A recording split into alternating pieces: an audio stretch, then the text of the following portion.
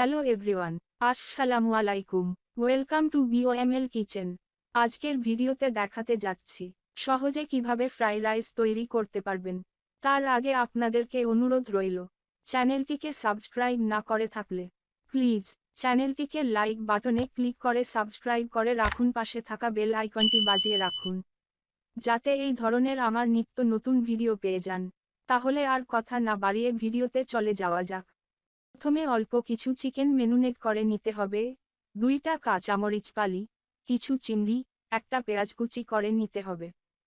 এবার নিতে হবে 1 টেবিল চামচ কেওড়া জল, 1 টেবিল চামচ গোলাপ জল, একটা তেজপাতা, 2টা এলাচি, 1 টুকরা দারুচিনি নিয়ে নিতে হবে। এবার কড়াইতে 2 চামচ তেল দিতে হবে।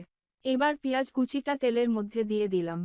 এবার 1 টেবিল চামচ রসুন বাটা, 1 টেবিল চামচ আদা বাটা,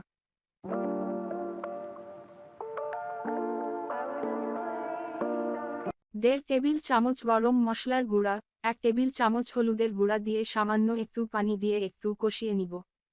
তেল ভেসে ওঠা পর্যন্ত একটু অপেক্ষা করব।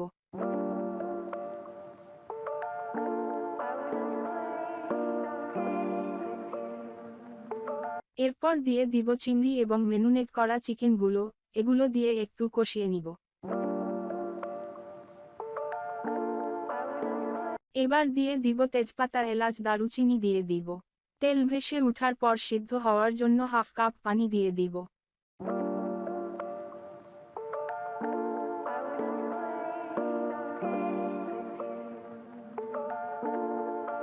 এবার সিদ্ধ হওয়ার পর কাঁচা মরিচগুলো দিয়ে দিব এবং সাথে হাফ সিদ্ধ করা ভাতগুলো দিয়ে দিব এবং সয়া সস 1 টেবিল চামচ দিয়ে দিব। আগুনটা লো ফ্লেমে রেখে 2-3 মিনিট নেড়েচেড়ে দিতে হবে। ভাতগুলো সিদ্ধ হওয়ার পর 1 টেবিল চামচ কেওড়া জল, 1 টেবিল চামচ গোলাপ জল এবং 2 টেবিল চামচ ঘি দিয়ে একটু নেড়ে ছেড়ে দিতে হবে। এবার ফ্লেভারের জন্য ঢাকনা দিয়ে একটু ঢেকে রেখে নামিয়ে ফেলব। আলহামদুলিল্লাহ, আমাদের ফ্রাইড রাইস রেডি হয়ে গেল। ভিডিওটি কেমন হয়েছে প্লিজ কমেন্টে জানাবেন।